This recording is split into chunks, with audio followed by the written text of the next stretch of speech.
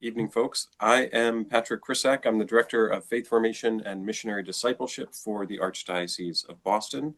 This is the last in a series of Zoom sessions we've been running on, the third Wednesday night since October of 2024 through June 2025. We do have another series of these running October 2025 through May 2026, taking place on the second Thursday, changing up the month and the day for folks. And this evening, we'll be talking about how to manage safe environment concerns and issues and guidelines and policies well in the context of youth ministry. We're joined by Sheila Bauer from St. Elizabeth's of Hungary in Acton and St. Isidore the Farmer in Stow, who's been involved in faith formation and youth ministry there since sometime during the pandemic. I forget when exactly. And Gavin Larnard, who is at St. Mary's in Scituate, has been there for a few years and is transitioning out of that role and passing it off to someone else. But they've very quickly grown a substantial youth ministry program, and Gavin has experience being part of one down the street at Resurrection in St. Paul's in Hingham before that. And I'm not going to ask him to explain his new job or his several other jobs he has besides the youth ministry one, but he's had a bunch of them at once and has a really active Instagram if you want to learn about some of those. But anyway, I think Sheila is going to start us off with prayer and Gavin's going to close us in prayer. So I will turn things over to Sheila now, and we've got some questions and resources and folks will be able to chime in as well. But Sheila. All right, thank you. Okay, so in the name of the Father, and the Son, and Holy Spirit, amen. Gracious and loving God, we thank you for the gift of our children and for entrusting them to our care. We recognize the responsibility we have to protect them from harm and to foster an environment where they can thrive. We pray for unity as we work together to create a safe space for these young lives. We ask for your guidance for us to be instruments of your love and protection, and help us to create a community where they can feel safe, supported, and empowered. And we ask all of this in the powerful name of Jesus. Amen. Well, thank you folks for joining us. You're free to put questions in the chat, or if you're watching this on YouTube, contact us on evangelizeboston.org or youthministry@rcab.org. Before I get into the questions we have, Sheila, Gavin, is there anything, when you think about this topic and how you've approached it, anything in general you want to say or offer or reflect upon before we dive into some questions? I have nothing yet, but I think with the questions, they'll be good guiders. You don't want to jump the gun on the question, so. Yeah. Well, I think just what I would say is that we have some challenges in our past as a church, and a need to be particularly vigilant in taking care of really everybody, and in particular young people. And there were times not that long ago where that didn't happen, or people didn't think of it, or it wasn't handled well, to put it mildly. And it's not just a priest issue; it's a lay people issue as well. And we have lots of policies and procedures and guidelines, some of which are very helpful for everybody, and some of which lots of people understand as a burden or a challenge. And we understand that, but they exist to help protect young people and to protect us. And it's a fact of life in the world in which we live, and people are very attuned to that now, and taking care of young people. That's a good thing, and we need to do that. We need to be at the forefront of doing that well as a church. How's about that for an endorsement without getting into the weeds of all of the challenges or history there. So, maybe an audio issue. No, everybody else can hear me. Sorry about that, Patsy. So let me start with just sort of this kind of overview question, and they got some of these questions in advance. How do you intentionally cultivate a safe environment within youth ministry in your parish? Like, when you think about approaching and starting youth ministry, how are you just making sure that just safe environment for all concerned is part and parcel of what you're doing. So actually, I'm going to say, before I answer that question, I actually thought of something I wanted to say Great. as like an overarching, like my attitude towards this whole topic. And that is literally anything can go wrong. So you should have the assumption that if it can go wrong, it could, and it might, and you will have to deal with it. I worked for 15 years in for an au pair agency. So where you know young people from all over the world would come and live with American host families, and and you can probably imagine the stories I could tell you all night for how this could go wrong. Um, and so I guess I've just always seen, you know, short, like, you know, Patrick, you made reference to, um, you know, how the scandal and things like that. But I think that from like a everyday point of view, people are going to make mistakes and trip up and you know get sick or and fall down and all of these things. And so I guess that's the thing that and even in this job, I've already seen that. You know, I mean, it's not the really big things sometimes. It's the little, it's the, you know, it's the smaller things maybe that we just need to always be aware of, I guess. So that's sort of like I go into it with the attitude of if it can go wrong, it probably will go wrong at some point. Which is not to say like I don't feel like I'm like overly like vigilant or like you know worried sometimes, but I do think that that's just a good attitude. Like a, I think when we're thinking about these things, is that we should just know that something is going to go wrong at some point. Don't Um, expect the worst, but be as prepared for it as you can be. exactly. Um, so and then with that in mind, just to answer the first question, I guess I feel like I start the school year the way we work, we have our, and so I'm going to talk a lot about, I guess, faith formation at the same time as youth ministry because there's so much overlap in our community. But I start at the start of at the beginning of the school year in September with a meeting for all the folks who are involved in court, what I refer to as our core team, who are both generally they're the ones who are there on the nights that we meet for faith formation, but also, you know, tend to be the adults that are most involved in the youth ministry community. So I guess I start with that, and I with that group that and just emphasizing um you know, obviously they've all gone through Virtus already, but just emphasizing again, like that, reminding them, you know, we, you know, to have two adults you know, what the code of behavior is, you know, handing out the code of behavior from the Archdiocese. I actually find that really helpful. Um, and, you know, sort of talking about it from the perspective of, you know, we're protecting them as well as of the children. I mean, I often think about that, like, how is this going to, you know, hope this doesn't sound too selfish, but how is this going to protect me? I mean, I think a lot of these rules are in here to protect the adults as much as they are to protect the children. I mean, it goes both ways, that, you know, in terms of protecting.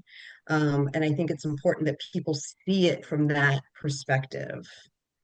So anyway, that's what that's how I feel like that's the environment I try to create is from the very beginning is having this meeting that captures many of, not everybody certainly, but many of the people who are involved in our program. Thank you. Gavin, anything you'd like to add? Yeah, I think to add on top of that, for me and then like our adult leaders, it's kind of the way we frame it. Obviously it's important to protect the kids, but it's like why is that? And there's the obvious, which is like the church has a history. But it's also it's like what is the goal? And then I think um for the goal for us is to foster a community, and we know that community can deteriorate pretty rapidly with rumors and with um, kids saying things, right?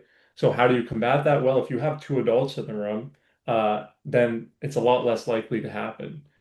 The other part of that too that we really focus on is like you want the kid to feel safe, but you want their basic needs met.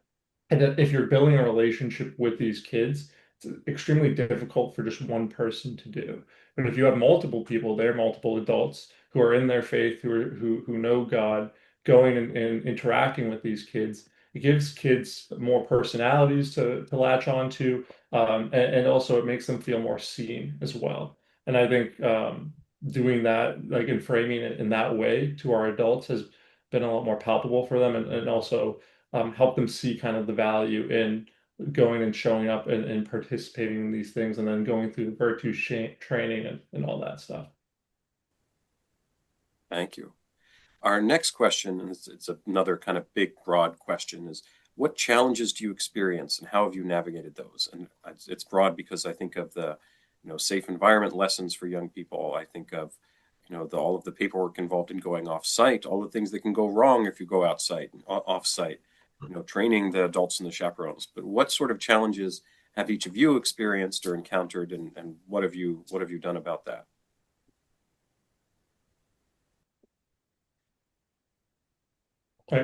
Or do you I was want going to to go? say, if you want to go first this time, Gavin, yeah. Yeah, sure. I can go first. I think the biggest challenges that we found, our ministry is very heavily based on like getting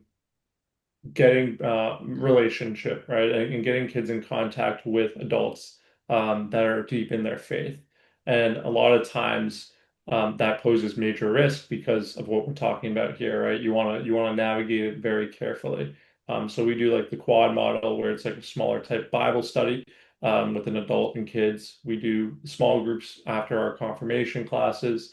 So I think a major struggle is twofold. One, going and making sure the right adults are in those rooms to lead the kids, adults that understand how to talk to kids, and adults who are firm in their faith, but also adults that are aware of kind of the downside. Because it's funny, it's like young adults are easy to go and build the relationships with kids, but then they never have the full rounded idea of like, oh, like they're not careful because they're young and they just don't know, right? Where on the other Yeah. side, the older adults, it takes longer to build relationships with kids, but Hmm. they are also very cautious and aware because they've had that experience.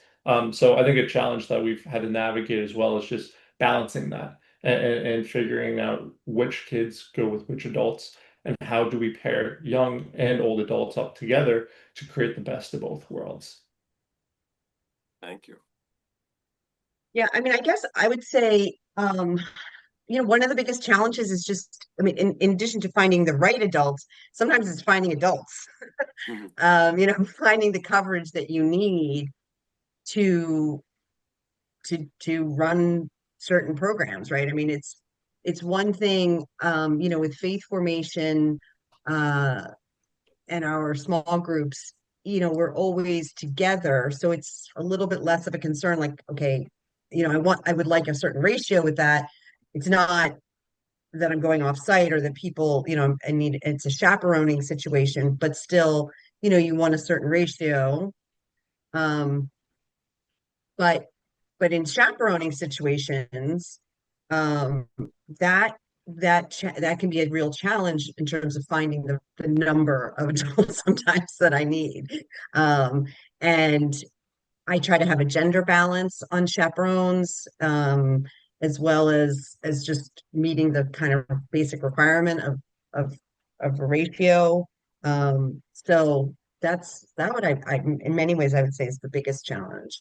Uh, I don't feel like I struggle too much with things like paperwork. I would say to go and with the safe environment classes for younger children for the K to 12 set.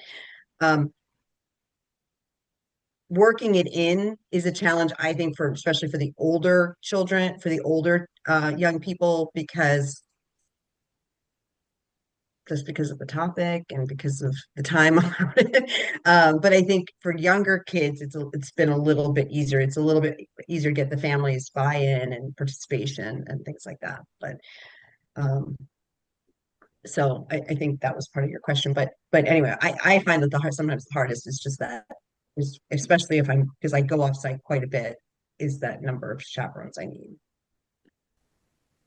I could have a whole bunch of different stories from my experience at the Archdiocese and elsewhere comes to mind for this, but the one I'll go to is what Gavin mentioned about the hope of having a balance in different ages serving young people. We're actually going to talk more about that, the value of having a variety of ages of young people serving a variety of ages of people serving young people more in the fall, because I think people kind of default to, oh, we need to get young adults to do that. And it's great if you do, but it's also good to have people with more life experience, like Gavin said. And one of the things we found is, we need to be careful about chaperones being old enough to have a level of maturity and some distance from the young people, and not kind of, to be able to relate to them and enjoy their company and have a good time without, while understanding that their role is different from, they're not just a young person who gets to be in charge now. And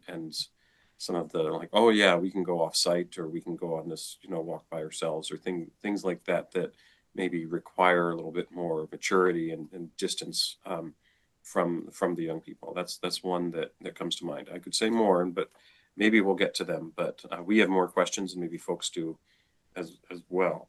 So you both mentioned, going and doing things off site, and so that involves some paperwork. And Sheila, you said that's not a big deal for you, and I know that is for a lot of people, with the medical form and the liability release and other, you mentioned the code of conduct, so paperwork for volunteers, for youth and their parents.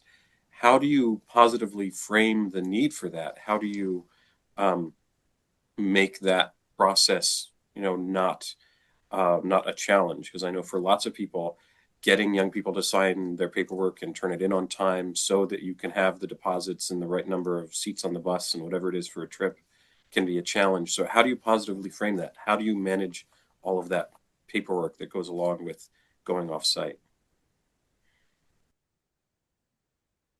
So, okay, so we do a couple of different things that are offsite. So the main thing that we take kids offsite for is for service, and it's to go to Lazarus House, which is in Lawrence. And this is something that St. Elizabeth of Hungary very specifically has been doing for probably like 25 years, and which is making and serving lunch at the soup kitchen in Lawrence on Saturdays. So we take about 16 Saturdays during the school year.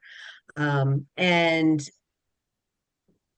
we take about a max of, because it's not, you don't want like 30 kids going to something like that, because there's not room in the kitchen for 30 kids. So it's, like 2 adults and 8 kids, something like that, that'll go up.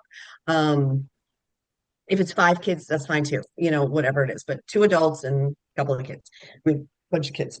So that, I have people, so there's no money changing hands for that, right? They're just signing up. So I have a Google sheet that I do.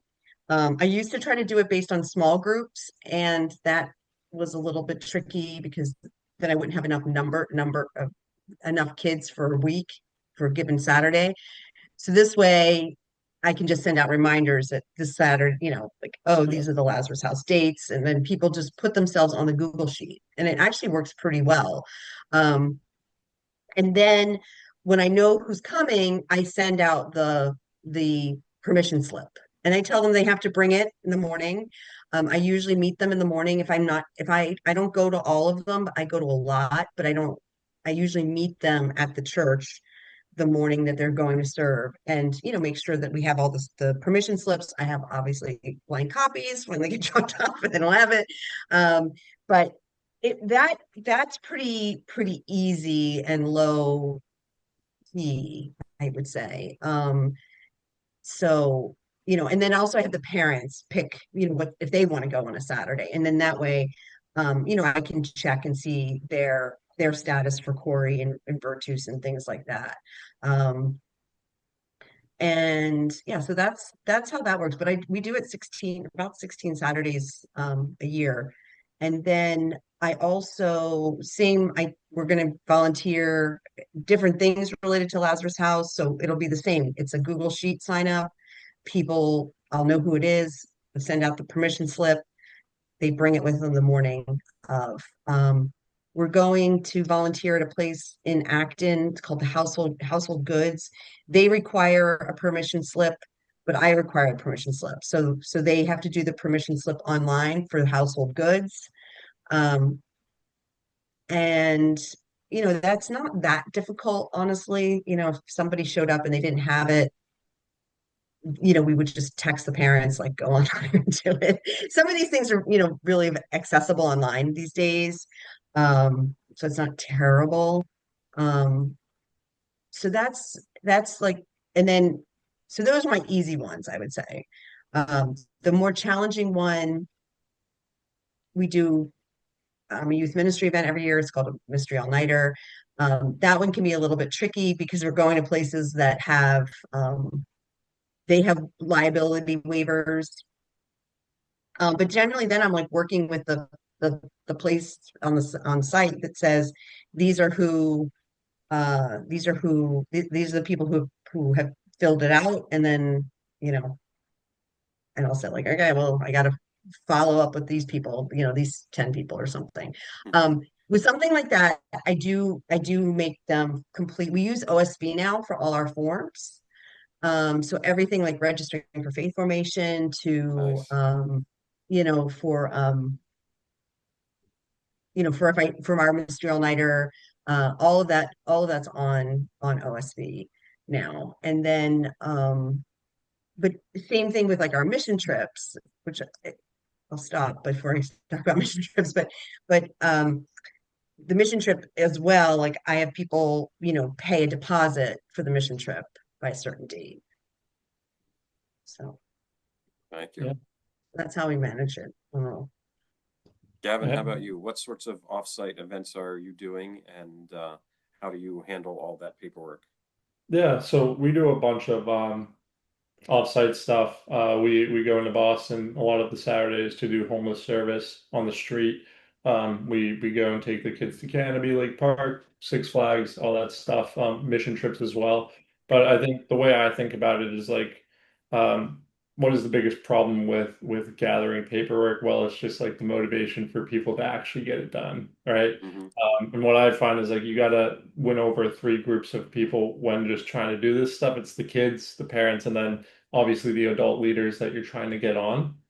Usually with the kids, it's like if you make these events fun and enjoyable and things that they want to go to, they'll talk to their friends a lot of times. And if the kids are excited and these are things that they're asking their parents to go on, then the parents are more engaged and they're more motivated to go and get the paperwork in. Some ways we make these events fun is like we go and Father Matthew does a really good job about this actually. Is like we bring candy on the buses to places. We go and we have music playing on the bus, but we just make it very like kid friendly in a way. And you'd be surprised. It's part of the reason why we've been able to grow a lot. It's just kids talk to each other about this stuff. And obviously they talk to their parents as well. I think when it's coming from the kids and kids are nagging their parents to go and go on a trip, it kind of puts the parents in check and makes it very easy to collect paperwork because they want to make sure that their kid is on the trip. I think coupling that with like just open and communication early Yeah. goes and also helps remind them of like, okay, this is coming down the line. Make sure you be prepared for it. And then lastly, I think when it comes to like the adult leaders and getting them to do the virtus and everything, it's like you sell them the vision, help them understand like what their work will actually do for these kids. At least people my age and people a little bit older than me, they crave and desire being able to help, like outlets to go and serve and do God's will. Yeah. And if you give them before like that fun environment where they can go and connect with kids and feel like they're leading and part of something special, a lot of times like they'll sit through the 2 hour training, they'll do anything because they see the bigger picture. And when they see the bigger picture, these other things become almost non-factors. Thank you. We got a couple related questions in the chat. Um, what do you use? So I'll just give it's a question about what do you use as a database to track who's done their Corey, who's done Virtus, who's filled out what forms for what trip. And just as a reminder to those listening or watching. So every adult volunteer in the Archdiocese of Boston needs to complete a query every year. That's a criminal offender record inquiry. And for those who, because we do have folks with parishes that border Rhode Island and New Hampshire, so if they might have volunteers or parishioners who live in those other states, there is a process for requesting the equivalent paperwork from the other states as well. And then anyone who volunteers directly with youth or volunteers in a capacity where they could encounter young people, such as really any liturgical ministry, because there are, young people, children and altar servers at Mass, they have to complete the Protecting God's Children Virtus training. It is more or less a once and done, though it has been updated in the last few years to include more about technology and the internet and social media. So we do ask anybody if they can't really remember anything about participating in Protecting God's Children, if it's been a long time, that we would ask them to do it again. Have done a refresher, in the last 5 or 10 years or something like that. So but the question is, all right, who's done their query, who's done their virtus, who's turned in their med form, who's turned in their liability form? What tools, if any, are you using to track the people through this process?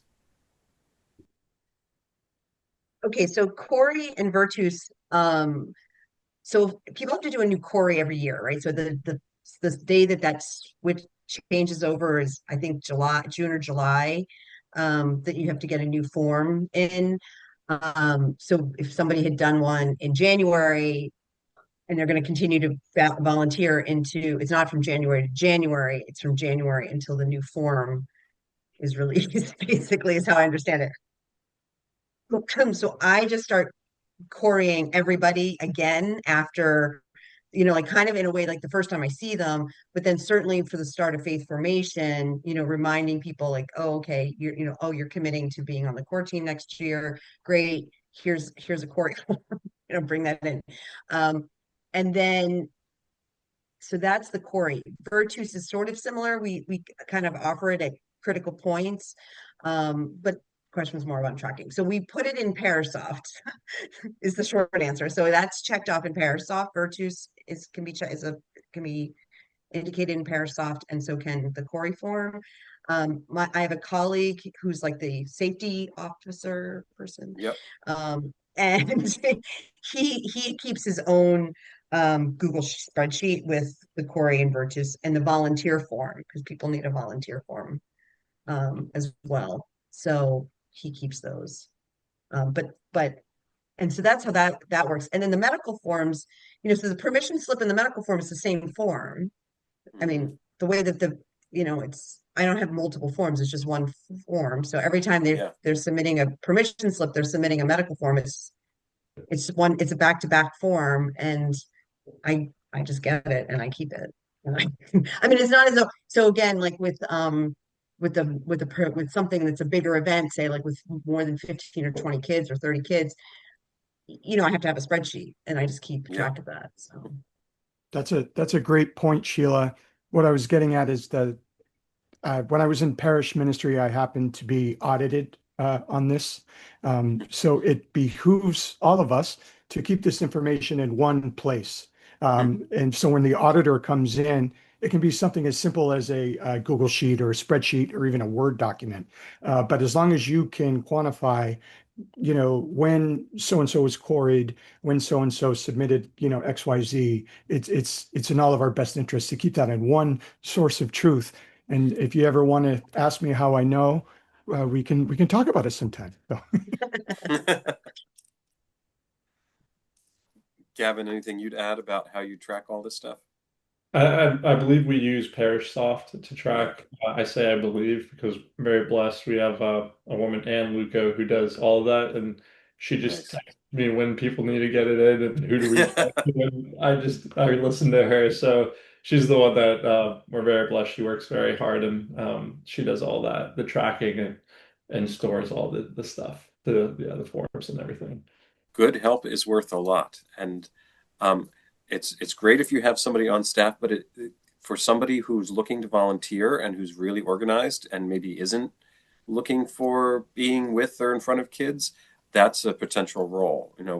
One time when I was a DRE in a parish, there had been an admin for faith formation, and that position was cut. And I was able to find a volunteer who came in and worked a few hours a week at a time that I wasn't at my desk. She sat at my computer and worked on entering some of the paperwork for me. And that was a huge help. And it was really concerning to lose that part-time admin support from the staff. But it was really wonderful to have that relationship with Karen, was her name, who helped me in the case that I'm thinking of. But I've had, I know of another parish where there was a person who's a volunteer who she would come in and we'd hand her the list of people who'd received sacraments. And her volunteer role was she would sit and she knew how to enter them in the sacramental record registry. And that was her volunteer role. One note on the Corey and Virtus thing related to 18-year-olds, because so say you have a senior in high school involved in some ministry, and they turn 18 during their senior year, as I did early in my senior year of high school. So there are two different ways that it could be handled depending on the circumstance. So if they're just a participant in the program, what we do is we grandfather them in until they graduate from high school that spring. And then at that point, once they graduate and they're 18, we would ask them to do a Corey and Virtus if they wish to continue to participate or volunteer. Now, that being said, that's assuming that they're just a participant in youth ministry. We're not saying, what we're saying is they don't have to stop being a participant, until after they graduate from high school. If you have an 18-year-old high school student who's a volunteer for faith formation, then I would encourage you to do the Corey and PGC with them, because they're not just a participant. They have a leadership role, and while you probably want to pair somebody that young in a volunteer leadership role with the more experienced leader to support them in that, it's good also to put them through that process. So a place where I make sure, or I check this box is we have overnight retreats. And so we have the peer leaders. And so a lot of times they're senior. It happens that my retreats have been kind of falling after January, where, I do start to see some of them are turning 18, and I will sort of check and be like, oh, wait a minute, I think you're 18. I need a Corey from you. And because they're coming as in the role of a peer leader, and it's an overnight thing. And, so I will try to capture them. Yeah. Thank you. So, and I just picked up, I have a kid I think he's still 17, but by the time we leave for Catholic Heart, he'll be 18, and he's not considered a chaperone, but, I'm still since I'll be doing a Corey, I'll be doing a Virtus before we go, I'll have him come and I'll, certainly get a Corey from him. Speaking of, Jared made a good point. Sheila mentioned the kind of the Corey submission timeline for her parish. It varies across the Archdiocese. So if you heard her say, my Corys are due at such and such a time, I forget what she said, but I heard her say it. And you're thinking, oh, but mine are due at some completely different time. That may very well be the case, because they've got to do the whole Archdiocese. They divide it up regionally so that they don't have them all at once. So they receive different areas at different times throughout the course of the year. I think there's another question about this, and there's also a driving question. For parents driving to Lazarus House, what is required?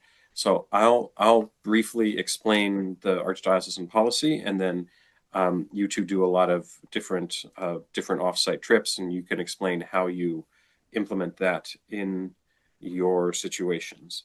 I'm putting a link to where the policy information is on the risk management website, rcabrisk.org. And basically, the policy is that somebody who's a volunteer driver has done PGC and Protecting God's Children and a Corey form, that they're 21 years or older and they have a current driver's license. You have a copy on file. They don't have a disability that impaired the driving ability. And if and that you've also run a driving record check. And there's information on the website, rcabrisk.org. If you just look up volunteer drivers in the search there, about how to perform that check. I'm not going to get into how to, because in the time I've worked from the Archdiocese, I think we're on at least the third different way that you get that information from the state.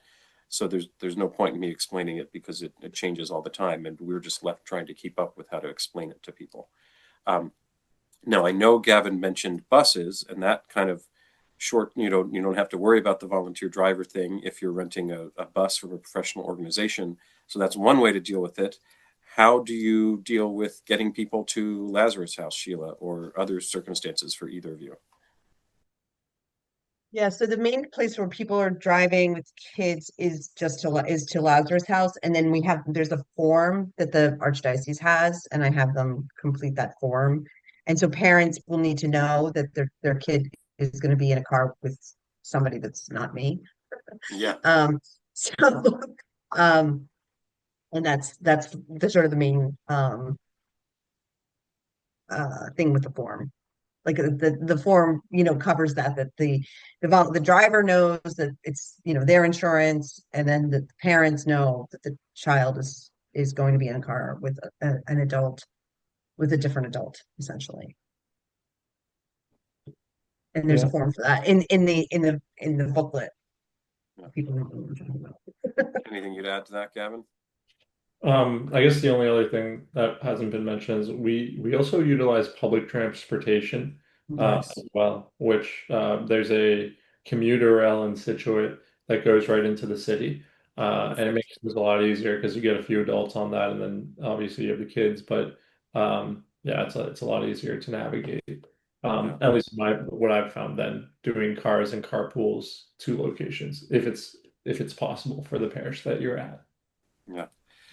Another way to, now sometimes you just have to figure it out, be it bus or paperwork. But another way, sometimes you can say, meet me, at such and such a location. And so that people are assuming their own liability, risk, and responsibility for getting to a place, and that your responsibility, our responsibility for them, starts when they show up with you at that place until, they leave that place.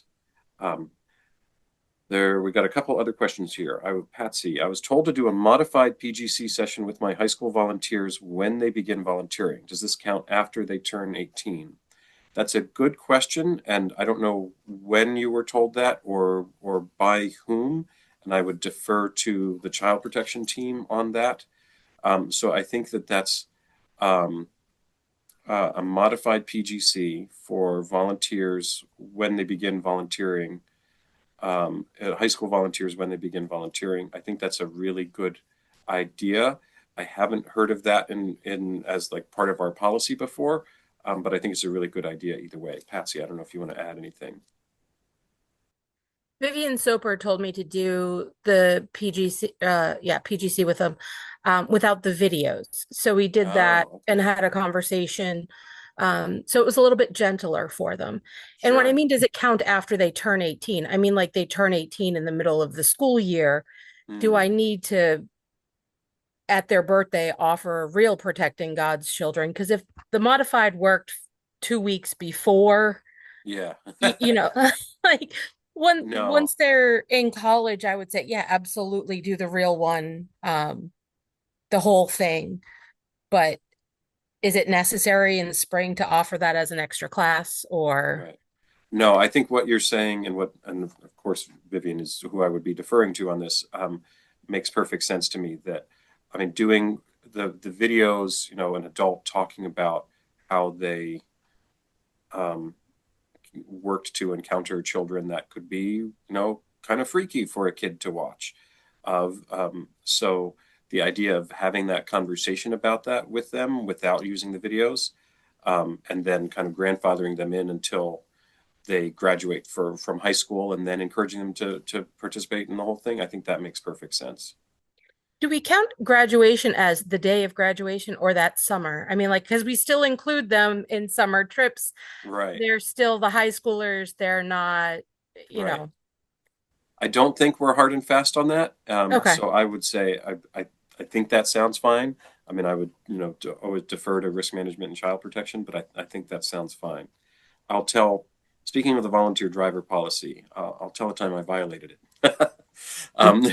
because as an example of this is sort of like we're talking about that gray area, right? Like we're doing PGC, but without the videos, so it's not really PGC, but they're minors, so we wouldn't want to do the whole thing with them. So there are times that there are very clear rules, and there are times that we have to adapt and think about the spirit of the rule appropriate to the circumstances. And the time that comes to mind that I like to use as an example on this point is we were running a camp as a diocese, and we had chartered a bus to take us from the camp to a trailhead and hike up a mountain. And the problem we discovered is that the bus could not make it up the road to the trailhead.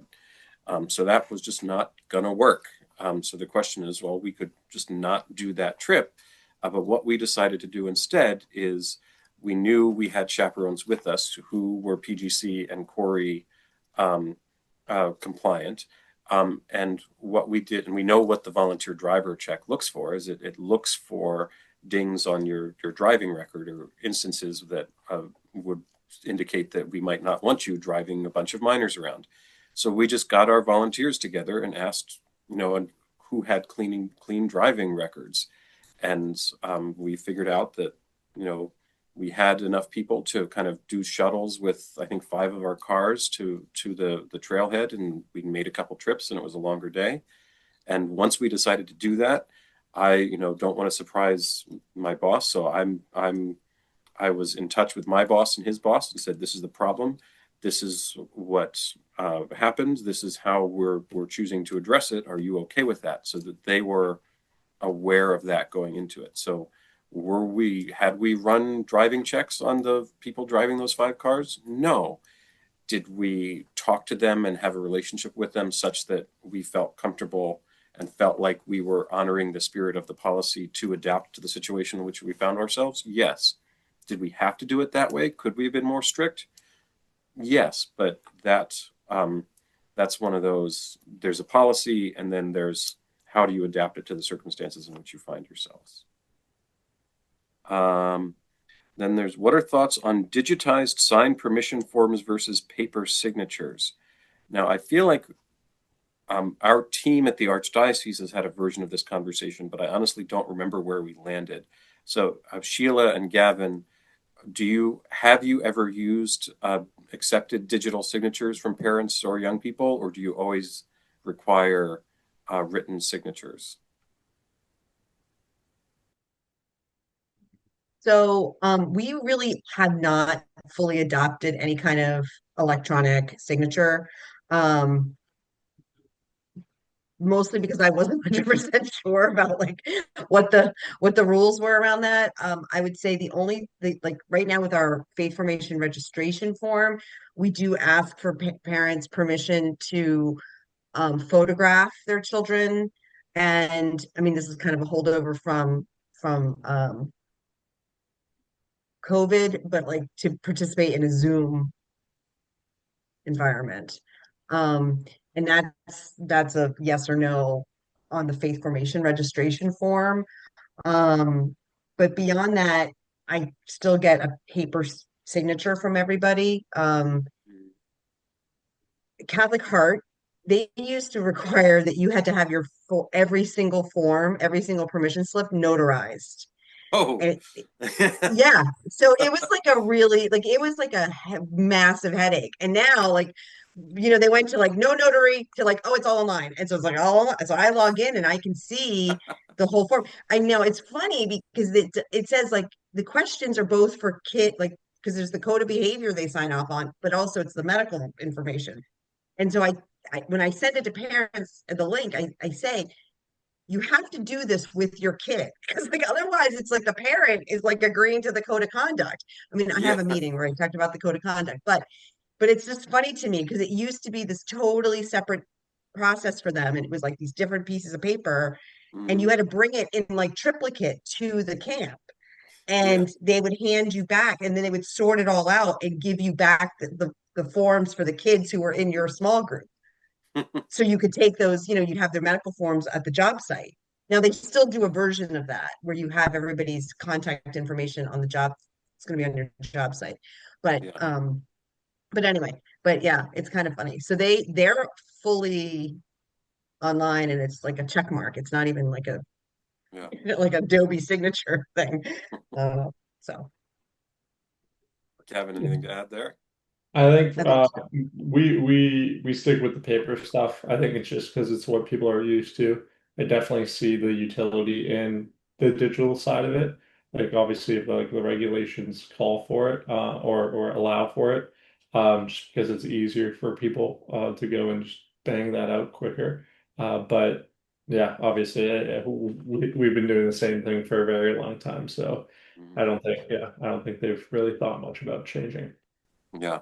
And if you are exploring e-signatures, I think if you're thinking, why are we worried about this? Like for adults, I'm not as concerned about it. For minors, you don't want a situation where the minor is claiming to fill out all the paperwork for their on behalf of their parents, and they've never informed their parents that they're going on this week-long mission trip, whatever it might be. So you just need to be be attuned to that possibility and make sure that parents are actually informed and you are communicating with parents as well.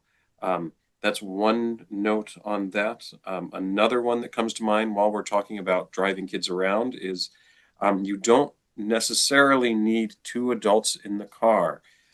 This was not a change in policy. This was a clarification of it. That apparently was very needed because lots of people have seen it as a change in policy.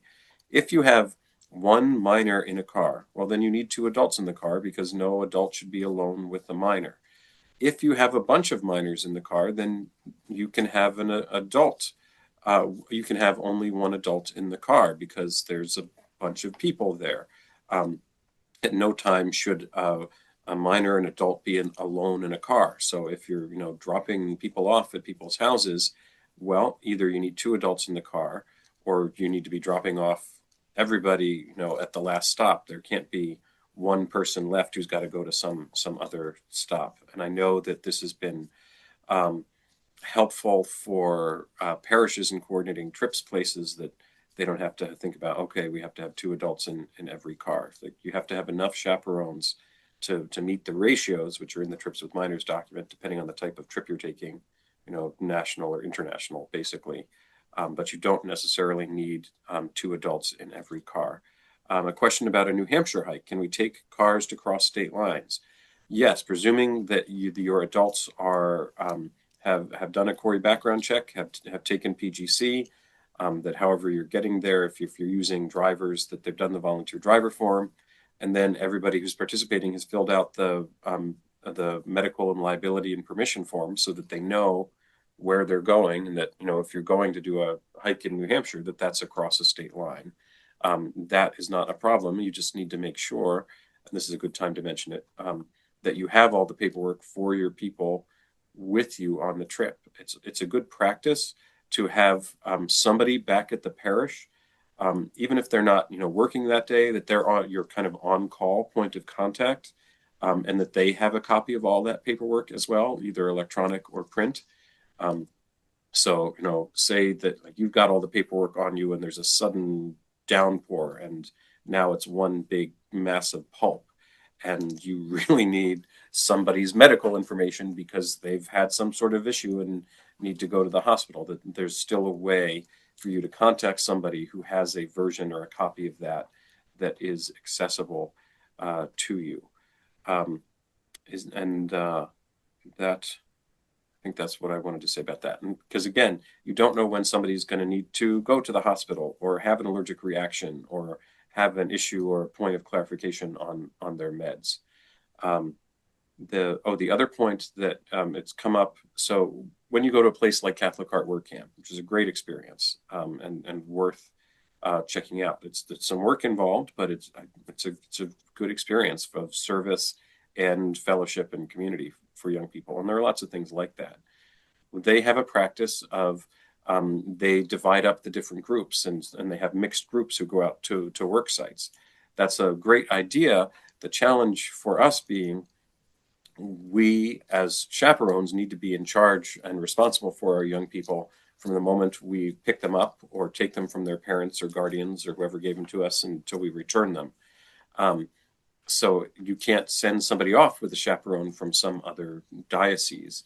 You need to, in the context of Catholic Heart, what parishes in the Archdiocese are doing is that more of them are kind of gravitating towards the same couple of weeks of Catholic Heart, so that you can still mix groups within different groups from around the Archdiocese of Boston. So people still have that experience, but they're still with chaperones who have been vetted and approved by the Archdiocese of Boston, because we don't know what that process looks like in any other diocese or with another organization. We don't have the same level of access or any access to people's records. We don't know who they are. And that it's something for chaperones to keep in mind as well, that you're responsible for youth from your parish and from the Archdiocese of Boston, that you cannot agree to take on responsibility for young people from some other diocese. That's kind of beyond the scope of what you're being asked to do as a chaperone for us. And while I'm on that kind of thinking about chaperone soapbox, I don't think this is an issue for Gavin or Sheila, but I know of parishes where they've had issues with chaperones who thought of it more as a vacation for themselves than as really chaperoning is a lot of work, because you are on and you are responsible for those young people 24/7, and some kid is likely going to be throwing up on the bus or sick the whole week and up in the middle of the night, and like that just happens. And yeah, you make accommodations for that and getting rest during the day and trading off with other chaperones, but it's not like, oh, I thought this was going to be a relaxing vacation. It's like, well, then chaperoning for a trip was not the right choice for you. I don't know, Yeah, if Sheila you or think Gavin. if your idea of a vacation is sleeping on an air mattress in a room full of 30 people, Yeah, like not the right environment for that. I did see Dawn ask a question, and you and Patrick, you might want to answer it as well. But Yeah, um, she asked about can you do a group after school by yourself if it's 1 to 12, and I think the short answer is no, because the ratio is 1 to 7. But my policy, Dawn, would be even if you were 4, you should really have another adult present. Like even, because something could go wrong and you're going to need another adult. Now, like if you're in the parish center and if you're meeting in the offices and the office staff are there and they're going to be there the duration of the time that you're meeting, I think that's okay. Like if oh, we're yeah, meeting from 3 to 6 or whatever, 4 to 6, and um, the staff in the office is there until 6 o'clock, then that's okay because there's another adult present if somebody needs to go get help. But I think like, well, what if I fell and hit my head? And I'm saying this from the perspective of having had this happen on my first Catholic Art Work Camp trip, where my fellow chaperone, my fellow leader from the parish, fell the first night and gave herself a concussion and had to leave the trip.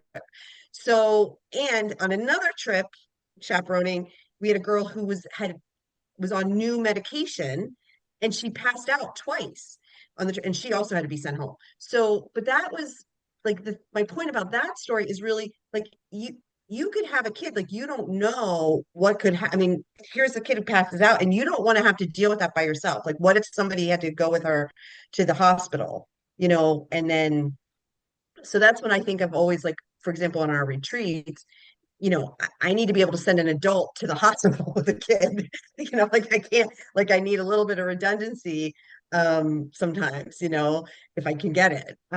So that I know, like that's how my brain thinks, is like I do not want to be alone with the kids, because not because for a lot of reasons. But the one of the biggest is like just pure and simple safety, yeah, is like what if something goes wrong? absolutely. And that's exactly what I would say. It's do not be alone, have somebody else. But Sheila made a good caveat to that. If it's at the parish office from 3 to 6 in the afternoon and the rest of the staff is there, then yeah, I wouldn't worry about that, because you're the only one involved in that ministry. But there's a whole bunch of other people there that know you're doing it and are coming in and out, and you can rely on to assist you. So I think that's good guidance and a good caveat. So thank you for that, Sheila. There's a question from Patsy about guidelines for when we help connect families for carpooling. So I'm assuming what this means is you're not organizing official drivers. You're saying we're going to meet at such and such a place, and families are like, oh, I'll take another kid, and can you connect families to each other? And it's the important thing to remember here is that if there are families that are willing to work together to coordinate that, there's nothing wrong with that. They're taking that responsibility on themselves, and you are free to let people know that there are different people who are willing to do that. Just the important thing to remember is that you're not organizing or taking responsibility for that portion of the trip. That's Susie and her family are interested in going, and Johnny and his family are open to have an extra seat in the van, and you're aware of that, and you're not officially connecting them. You're just saying that, hey, here's something you might want to consider, but that would be on you. So it's just making it clear that that's not an official anything. And I can totally understand some people saying, yeah, but somebody's going to assume because I connected them that is on me. And if you feel that way, fine, and don't do that. I think you can, but as long as you're clear about it, but you certainly don't have to. Here is, so you talked about how you do a lot of offsite events. So maybe we've covered this a little bit, but I think there's this debate. Some people feel really strongly that it's too dangerous, it's too much of a risk to take people for offsite events. And some people feel very strongly that it's really important that people have those experiences, be it an overnight retreat or a service project or things like that. So how and why do you choose to plan official parish events offsite for certain activities? And again, I think you've answered this a little bit, but I know it's kind of a hot topic. So I just want to address it a little more directly and then go on to some other things.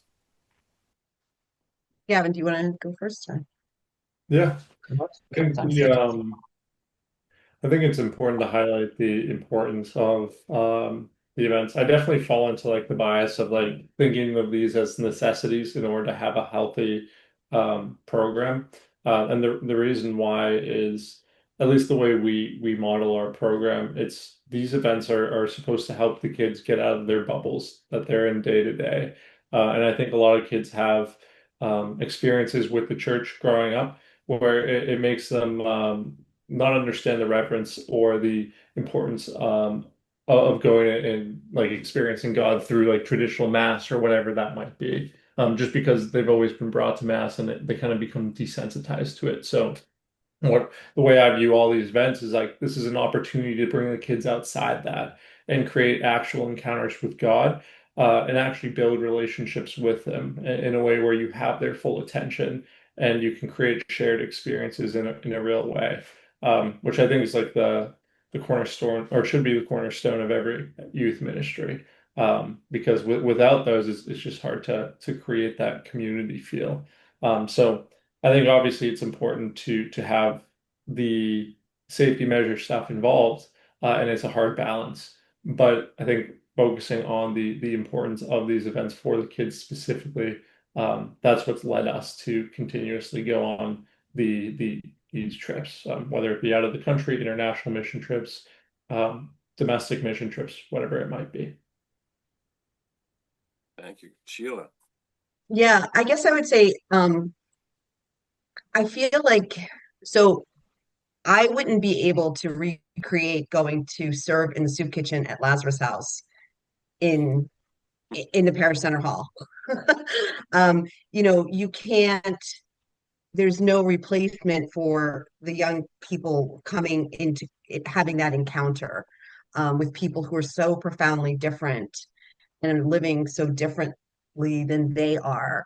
I think my first time I ever went, I was a chaperone, and I got back in the car with the kids, and I said to them, what was your biggest takeaway from today? And one of the boys said, they're just like me. And, they can't, he would never have had that experience without that experience. He would never have come to that knowledge without that experience, is what I want to say. And so I couldn't replace that. Yes, we could do service projects, and I have done service projects within the parish center hall, but that go out. But I think that the whole point of service is that physical, being the hands and feet of Christ to people. And I think that so we have to kind of go out from the parish for that reason, from the church from that reason. In terms of, again, the mission trips and things like that, I think the way I see with service and some of like the mystery all-nighter and the social things, I very often feel like I'm offering, or we're offering something to these young people that they are not getting anywhere else. Even with the Gavin taking a group to Canopy Lake or Six Flags or something like that, I don't see, the school doesn't do that. The school's not taking that trip.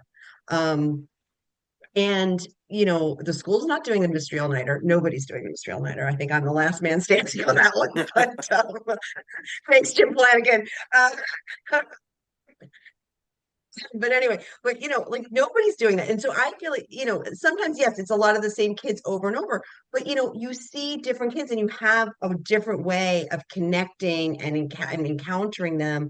Whether it's from a social perspective, with something that's like just pure fun versus, oh, okay, I'm gonna go and do service. And or we brought them to 2 years ago, we brought them down, to the cathedral for the Eucharistic conference, Yeah. and when Jackie Angel was there for the teen, it was the young adult Yep. youth night, and and so things like that, I think they wouldn't have had that experience. I think unless we were driving it. So Dawn, the mystery all-nighter is we start at 6 o'clock at night and we go until about 5 a.m. the next day. And so we don't sleep. We just go. And we get people to open for us. So like I'll get like a bowling alley will let us in at 1 o'clock or 2 o'clock in the morning. So we're doing, so this past year we went to an ice hockey game, then we went to level 99, then we went bowling, and then we went to this art place in Acton, which is where we live, like where the church is, that opened for us at 3 o'clock in the morning, and the kids did an art project. And the good thing about that is like if I can find something where we can end in Acton, I can let the bus go, so I can save money on the bus. But that is the mystery all-nighter, and the mystery is they don't know where we're going, so they have no idea. But I would like to explain why it became a mystery all-nighter. Go ahead. The first John, year, I inherited my job from Jim Flanagan, so I do whatever Jim but does. she's done a better job since the program is better since I've left. It became a mystery all-nighter because the kids were asking us to do an all-nighter, and I must have done this in my home parish of St. Mary's in Holliston. And one year I just couldn't get my act together. There was so much going on, and people were telling me, no, it was too late to sign up for this thing or for that thing. And kids kept on bothering me about it. And finally, I just said, it's a mystery. It's now a mystery all-nighter. And for whatever reason, the kids bought it. And then it's always been a mystery all-nighter. And that's been about 20 years now. So, yeah. So it was pure out of me being behind the 8 ball and turning it into that. Total luck. Anyway, the kids who love it. Like they start bugging me, like when's it gonna be? When's it gonna be? And I'm like, oh gosh, do we have to keep doing this? That's like great. eventually I would back be too old for this, right? Thank you. Gavin, did you have something? I was gonna say that that's a pretty epic event you guys had. Yeah. I think the only other comment I had on the general idea of like bringing kids off or bringing them out to different locations is like what a gift you have to go and change the perspective of the church for these kids and help them view it as something that's fun and unique, like Sheila was saying. I think it's a great opportunity that shouldn't take lightly. Yeah.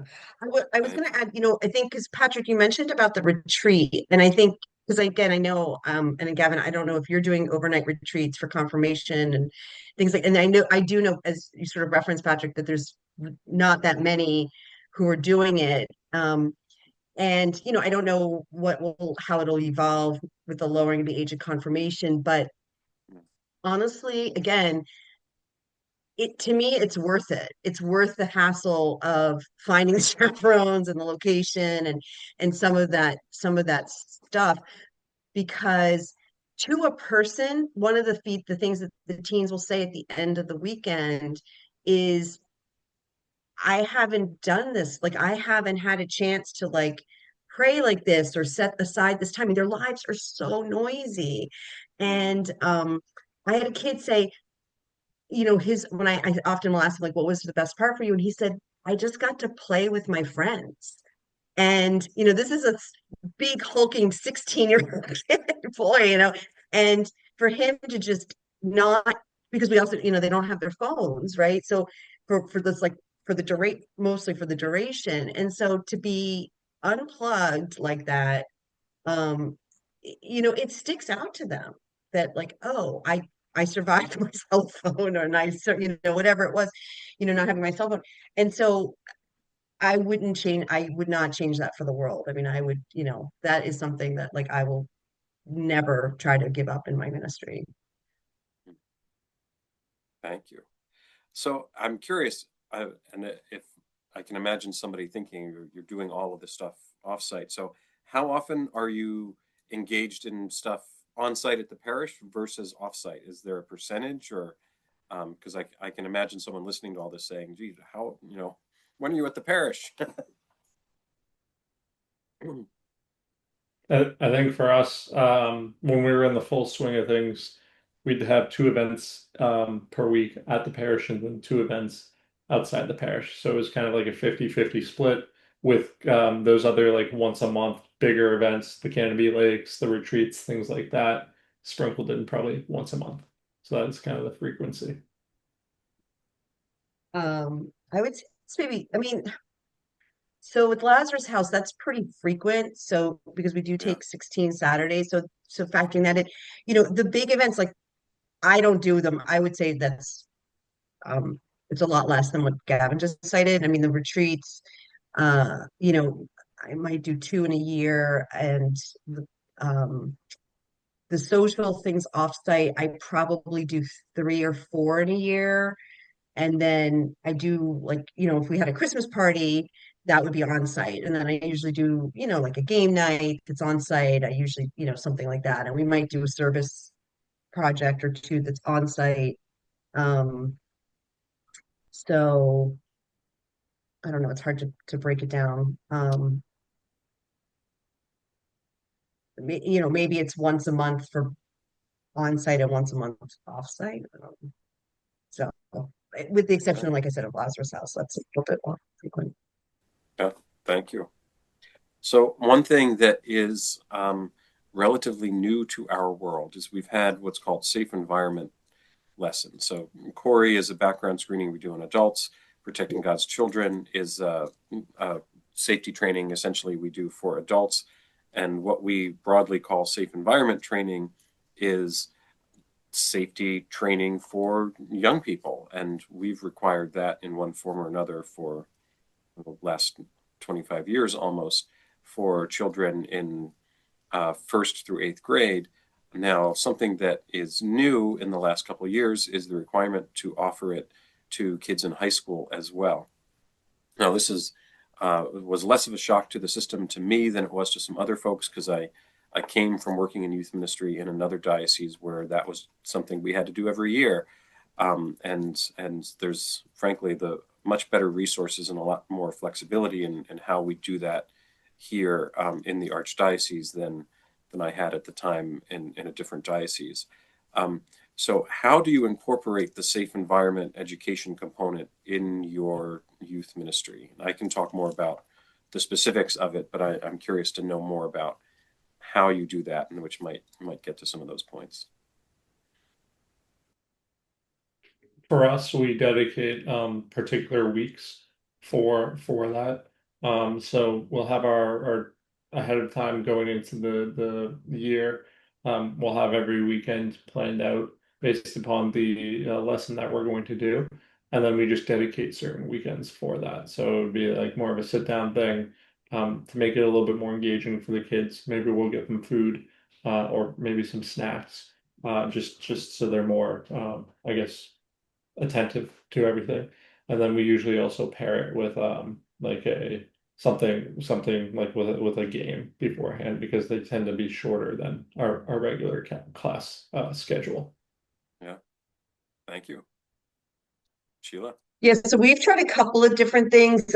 This coming year, what we're going to try is we've designated a day for the whole shebang for everybody to do it all at like for all the grades from K to 10, and they will have, it'll be that lesson for that day for everybody, and so we can promote it across the parish, about across the collaborative, about that this is coming and that this is happening. So that's how we're planning to do it this year. And it'll just be occupying, a space on the calendar from our regular faith formation sessions. Thank you. And just as a reminder or info for folks who might not know for whatever reason, so there used to be different options, but at the moment, there are two options for grades 1 through 5. One is called the Child Protection Unit from, I'm going to say Keeping Children Safe. And then the other is from Virtus itself, which has materials in English and Spanish available to everyone in the Archdiocese for free for grades 1 through 12. I know that there are other options out there.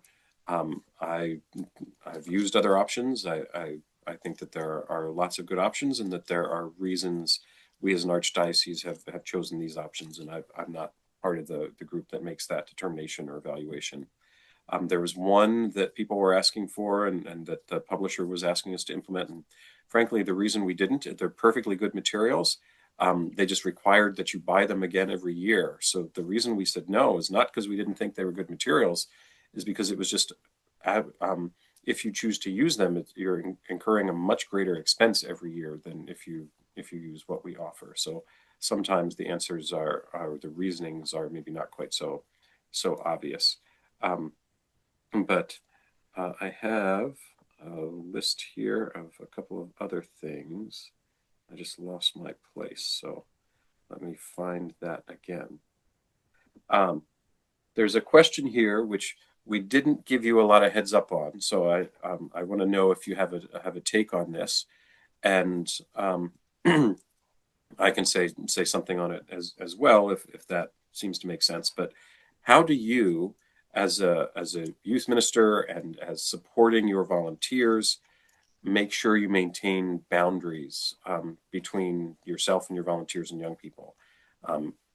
Texting, like you want to have close and personal relationships with young people, but you don't want them to be inappropriately intimate. How do you handle that with peer leaders? I think you mentioned, using peer leaders for some different things. So how do you handle that need to set boundaries on your time and appropriate communication and conduct for yourself and your volunteers and peer leaders? So one of the ways, so I guess, again, I try to make sure that I'm not really alone with the kids, especially at the parish. So like, I might, now that kids are, like summer college kids are home, I go and meet college kids for coffee and take them out to lunch and things like that. And So, we're in a public setting, and of course now they're also 18 and older, so it's less of a concern. Um, but this same would be this, I feel like if it was a younger person, I wouldn't necessarily meet them at the parish by myself. Like if they had something to talk about. One time I had to have a hard conversation with a teen, and I made sure that somebody else was there. That sort of thing. I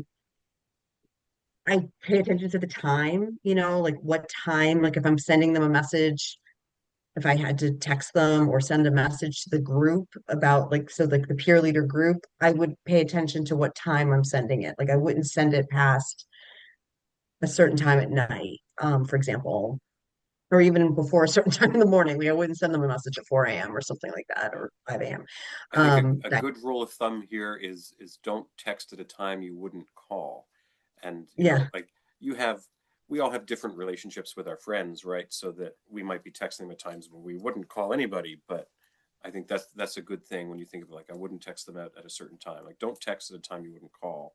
It's one way to think about it. But I'm sorry to interrupt. Keep going. yeah, yeah. I mean, and I guess also like so that's what I think of when I think of boundaries. But maybe people are thinking of other things too. I'm not sure.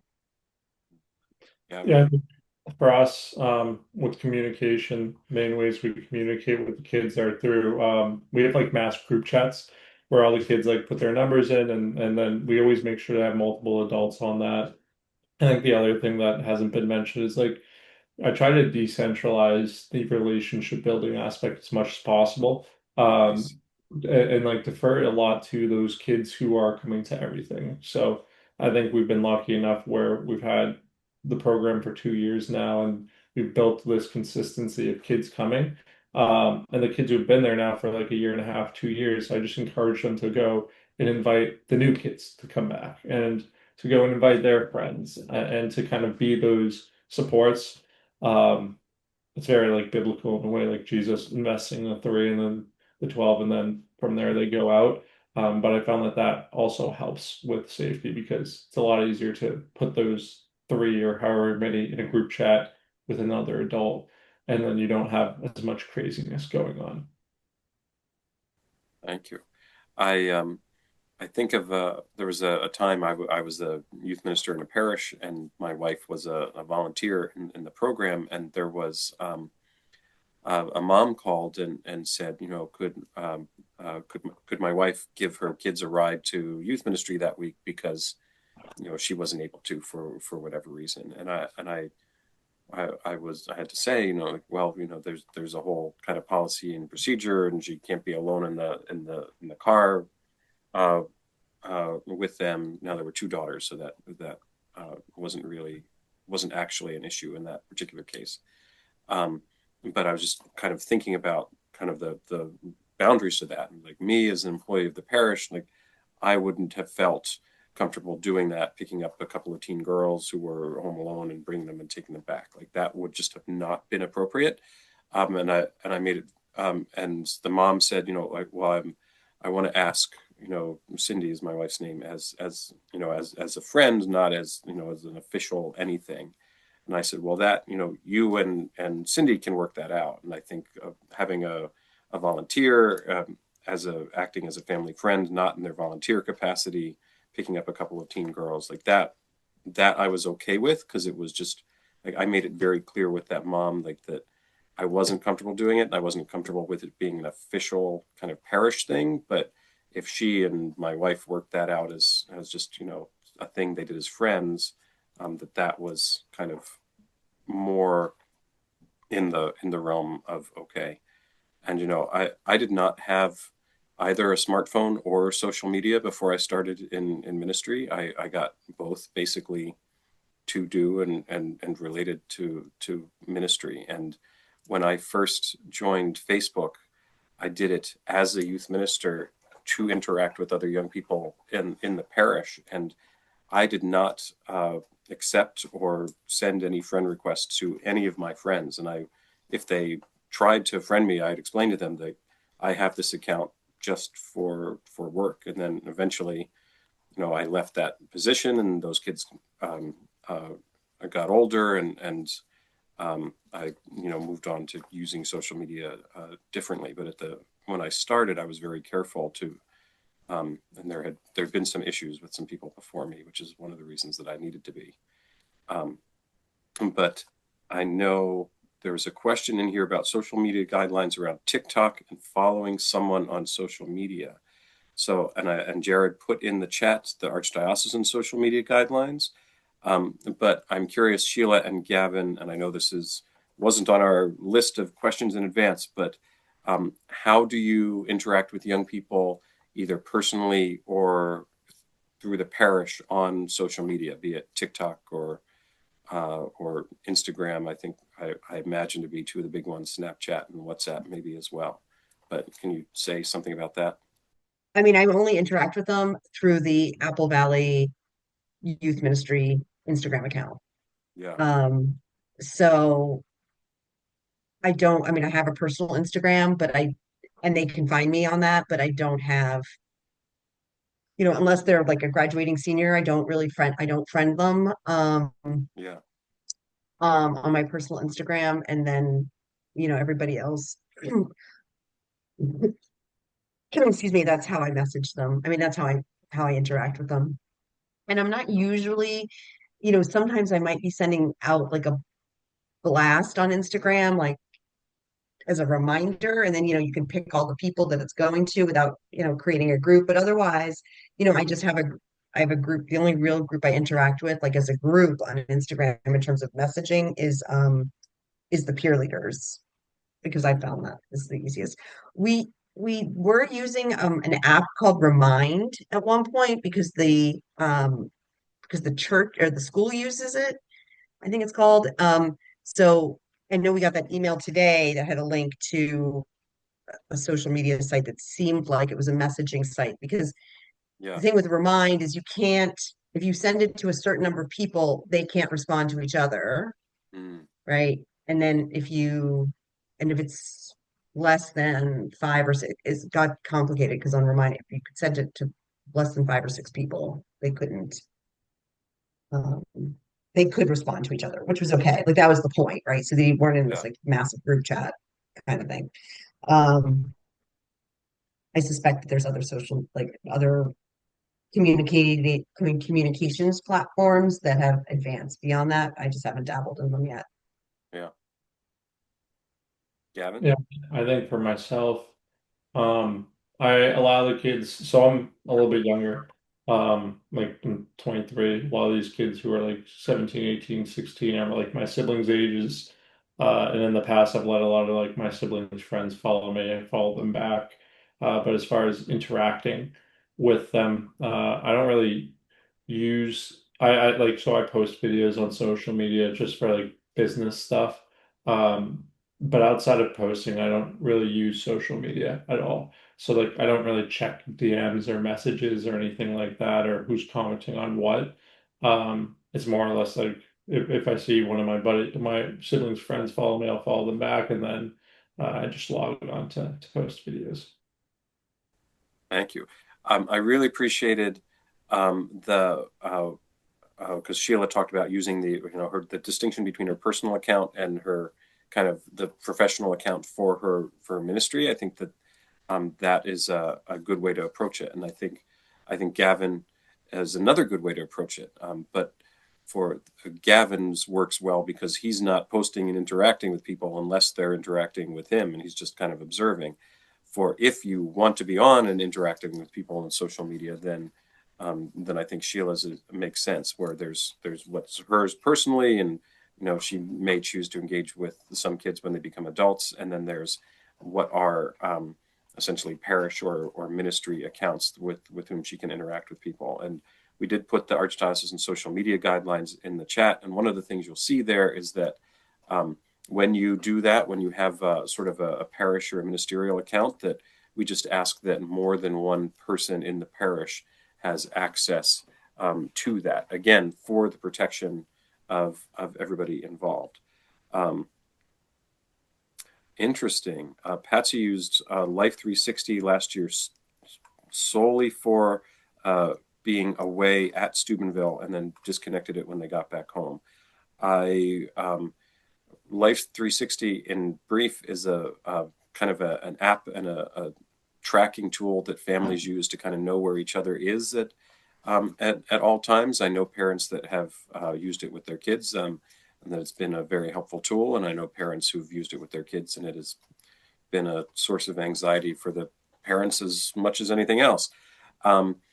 But there is another tool out there called, and Jared, can I put you on the spot to talk a little bit about it? We just heard about it within the last 6 months, and we know some parishes that are trying it out and finding it helpful. And it was mentioned in the email we sent out today.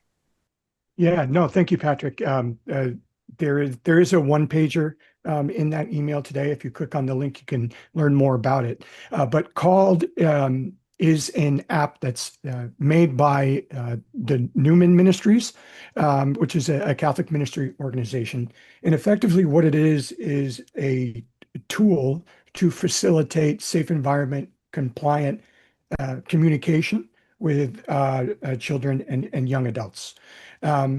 It takes the form of a messaging tool, a la WhatsApp or Facebook Messenger, but inbuilt into it are the safeguards to make sure everyone's covered. You know, these are things like there's a history of all exchanges. Parents have to give consent for their child to engage in conversation. So it's a great tool for a number of reasons. One, it can centralize your ministry communication, and you can have it in one platform. I know a lot of schools are using similar apps to do that. I know there's one called Band that people use as well. So that's an upside. The other upside is as long as you have under 250 users, it's free. So free, it's for me.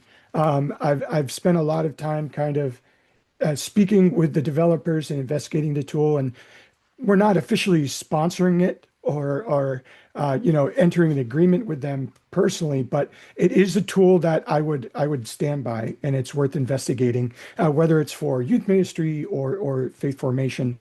I think it's a way to be current with our methods of communication while also protecting you as the minister and the children in your programs. Can I ask a question?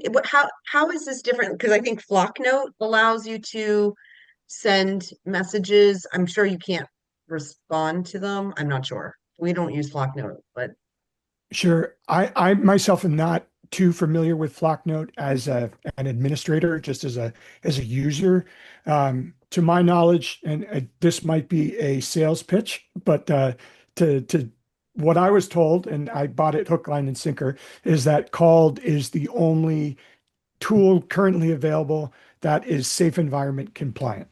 I see. So what that means, I can't speak to specifically.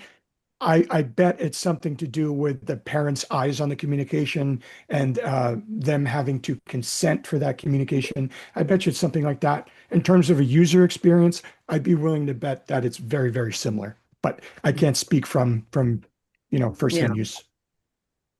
My Flocknote does have an app, and the thing about Flocknote is people interact with it via email, via website, via text, and via app. And Called has a website and an app. Flocknote, there is a way via email people can respond to the messages and anybody can see it. And I think that, and you can certainly set up lots of different groups, but I don't think there's a way to control, like we used to use Flocknote and we switched for different reasons.